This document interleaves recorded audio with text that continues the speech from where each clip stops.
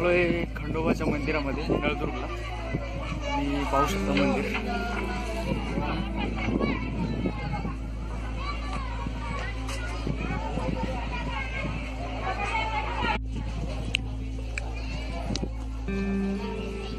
आलोय मंदिराला।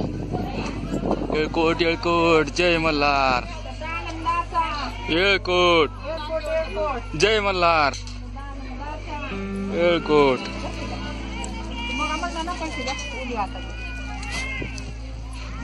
येळकोट येळकोट येळकोट येळकोट मनकीला कला असतो। इथंच खंडोबाच्या मंदिरातून आपल्याला तो जो बुरुज दिसतो ना, तो सगळ्यात मोठा बुरुज आहे नळदुर्ग किल्ल्याचा। तिकडेच आपल्याला आता प्रस्थान करायचं।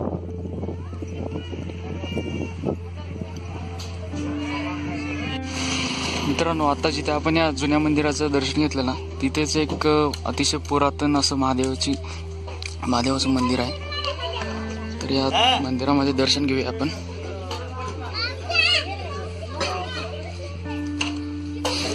अतिशय पडझडीला आलेलं हे मंदिर आहे।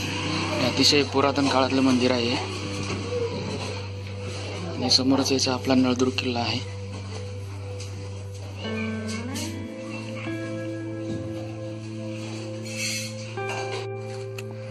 आधी बाजरीच्या भाकरीवरती ताव मारतो आणि मग आपण जाऊया। किल्ल्यावरती आल्याला एक सुखद गोष्ट पाहायला मिळाली, ती म्हणजे हा नवीन बसवलेला दरवाजा। जसं की आपल्या रायगडवरती आताच नवीन एक दरवाजा बसवण्यात आलेला आहे, सेम दरवाजा इथे बसवण्यात आलेला आहे नवीन।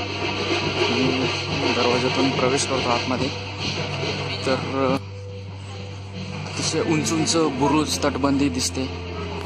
आणि हा या किल्ल्याला यायचं झालं ना मित्रांनो, तर सोलापूर पासून 50 किलोमीटर आणि तुळजापूर पासून 30 किलोमीटर हैदराबाद हायवे जो आहे सोलापूर पासून, तर या हायवेवरतीच हा किल्ला आहे।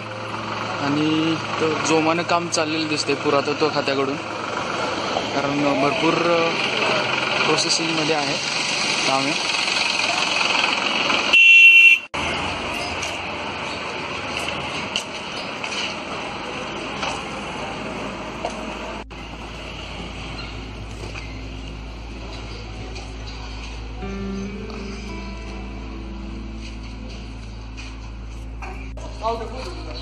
मित्रांनो, हे जे द्वार आहे हे किल्ल्याचं बहुतेक मेन द्वार असावं।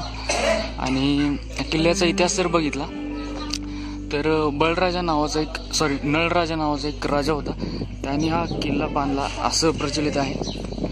आणि नळराजा आणि दमयंती राणी यांच्या पिरियडमधला हा किल्ला असावा। आणि चालुक्य राजा याने त्यानंतर त्याची डागडुजी केली आणि त्यानंतर प्रथेप्रमाणे जसं की सगळ्या किल्ल्यांचं झालं, बहमनी राजवट आली, त्यांनी हा किल्ला घेतला आणि त्यानंतर त्याचे विभाजन झाले, जसं की आदिलशाही, निजामशाही, कुतुबशाही। आणि त्यामध्ये नंतर आदिलशहाने हा किल्ला जिंकून घेतला। त्यानंतर आदिलशहाने हा किल्ला जिंकून घेतला आणि त्यानंतर आदिलशहानंतर यानेच त्यांच्याकडेच हा किल्ला राहिला। त्यानंतर औरंगजेबाचं राज्य आलं, औरंगजेबाने हा किल्ला जिंकला आणि औरंगजेबानंतर निजामांना हा किल्ला दिला। आणि त्यानंतर भारताच्या स्वातंत्र्यानंतर देखील हैदराबाद प्रांत जो आहे तर तो स्वतंत्र झालेला नव्हता। ओके, तर भारताच्या स्वातंत्र्यानंतर देखील हा किल्ला निजामांच्या ताब्यात होता आणि निजाम गेले नव्हते ना भारत सोडून। त्यामुळे ऑपरेशन पोलो जेव्हा साकारण्यात आलं वल्लभभाई पटेल यांच्या नेतृत्वाखाली, तेव्हा हैदराबाद प्रांत जो आहे तो मुक्त झाला आणि तेव्हाच या किल्ल्याचा पण तिरंगा फडकला याच किल्ल्यावरती। बरं, हे आज नवीनच गोष्ट कळाली मला की किल्ला बघायला पण पैसे लागतात।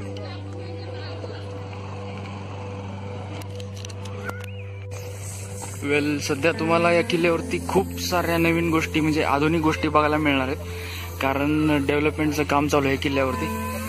त्यामुळे जुनं आणि नवीन सगळं मिक्स तुम्हाला पाहायला मिळेल।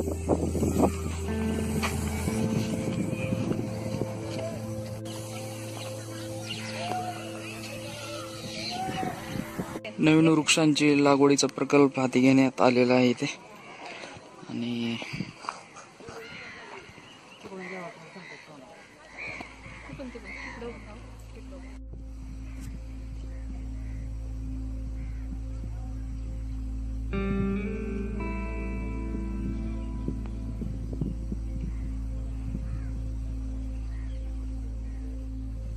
मित्रांनो, आणखीन एक गोष्ट सांगायची म्हणजे महाराष्ट्रात जेवढे किल्ले आहेत, म्हणजे भुईकोट जेवढे किल्ले आहेत ना, त्यामध्ये सगळ्यात जास्ती मजबूत किल्ला जो आहे तर तो हा भुईकोटचा किल्ला आहे.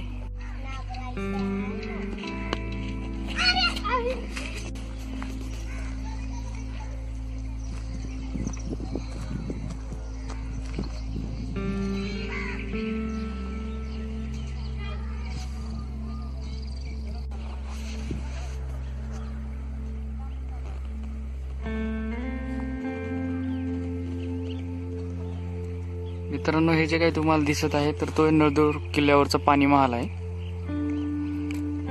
आणि याचा उपयोग जो आहे तर पिण्याच्या पाण्यासाठी केला जात असे या पाण्याचा वापर.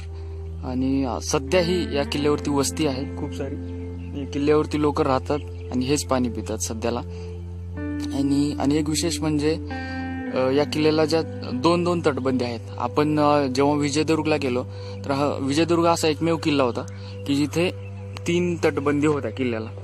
तर हा जो नळदुर्गचा किल्ला आहे, भुईकोट किल्ला, तर इथेही आपल्याला 2 तटबंदी आहेत. एक सोडून दुसरी पण तटबंदी आहे या किल्ल्यावरती संरक्षणासाठी. प्लस यामध्ये खंदक देखील आहेत, जिथे पाण्याचा वापर होत असे. खंदकामध्ये भरपूर पाणी सोडलं जात असे.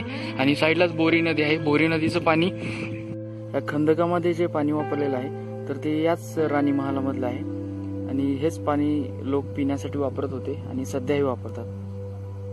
या किल्ल्याचं आणखीन एक वैशिष्ट्य म्हणजे हा जो पाठीमागे दिसतोय हा किल्ला, हा बुरुज. या बुरुजाचं नाव आहे नवबुरुज, कारण याला 9 पाकळ्या आहेत म्हणून याला नवबुरुज म्हणतात. तर वरती जाऊया आपण, वरतून बघूया कसा दिसतोय नवबुरुज.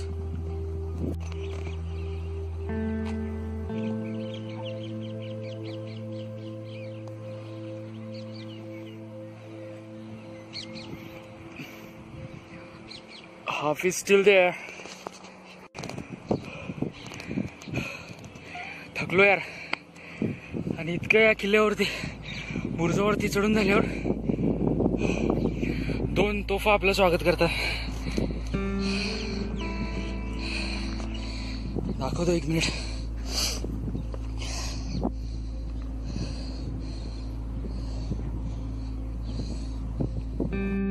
या बुरुजावरून ना आतमध्ये अजून एक इंटरनल रस्ता आहे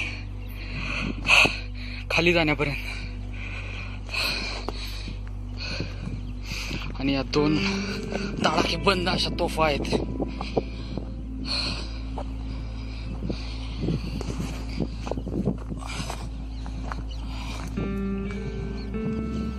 खूपच लांब पल्ल्याच्या तोफा दिसत आहेत या. आणि ही तटबंदी पाहू शकता तुम्ही. ही जी आहे तटबंदी, ही दुहेरी तटबंदी, ही पूर्ण ऑसम पण पाहू शकता. आणि तो जो आहे तो आहे राणी महाल. सूर्यास्त.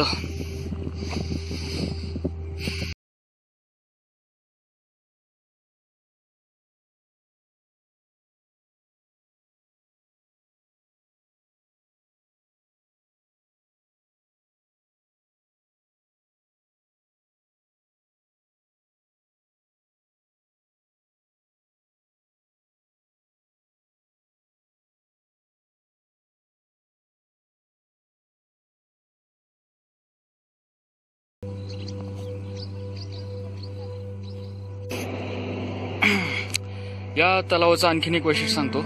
पाऊस जेव्हा जास्ती व्हायचा, अगोदर व्हायचा ना, आता तर मराठवाड्यात दुष्काळ आहे सोडा, पण जेव्हा पाऊस व्हायचा अगोदर जास्ती, तर तेव्हा यासाठी ना पाणी जास्ती साठू नये यासाठी इथे 2 दरवाजे केलेले होते. या दरवाजेचे नाव नर आणि मादी असं ठेवण्यात आलं होतं.